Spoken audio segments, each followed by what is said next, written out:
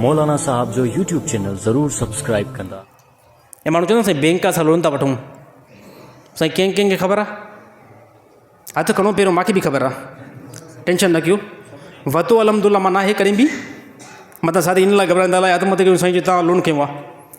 Loan कंहिं महिल ख़बर आहे असां सभिनी खे, बैंकियूं लोन ॾींदियूं आहिनि, बैंकियूं पैसा ॾींदियूं आहिनि। कहिड़ी तहत?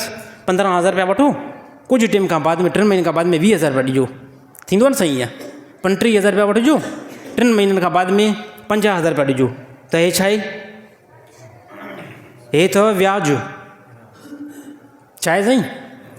इहो आहे व्याज, इहो आहे सूद। कोई मुस्लमान चए न साईं हीअं हूअं, उन मुस्लमान जी खोपड़ी ख़राबु आहे, उन मुस्लमान जो दिमाग़ु ख़राबु आहे। उहो मुस्लमान वञी करे पोइ दिमाग़ जो इलाजु कराए। जेको साफ़ व्याज खे, साफ़ सूद खे चवे त हे जेको आहे व्याज न आहे। माण्हू चवंदा न साईं ॿियनि व्याजनि खां असां पैसा वठूं था, उहे व्याजी घणा पैसा वठंदा। बैंक बिल्कुलु नॉर्मल पैसा थी वठे, सूद सूद आहे। ॾिसो हिकिड़ो पायखानो हुजे, उनखे केतिरी बि घणी डेकोरेशन करे ऐं पैकिंग करे मथां गुल रखी करे ऐं पेश कयो, चयो साईं इहा पाक शइ आहे। छा पलीत शइ जे मथां अगरि का बि शइ गुल रखो, मथां चादर खां पारायोसि, छा उहा पाक थींदी?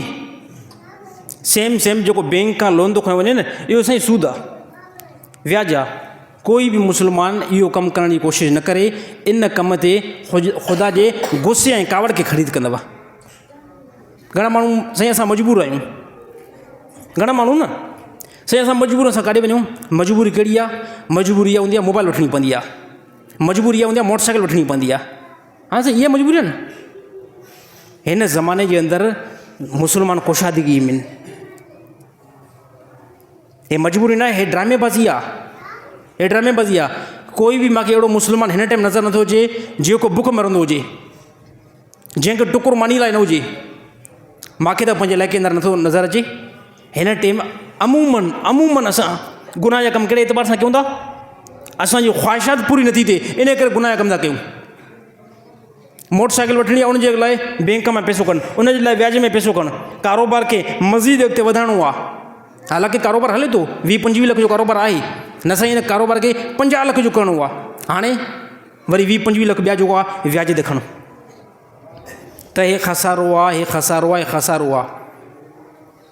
बिल्कुलु अहिड़े कम जे तरफ़, अहिड़े मामला जे तरफ़ न वञो, अलाह जे गुस्से, अलाह जे कावड़ में ईंदव।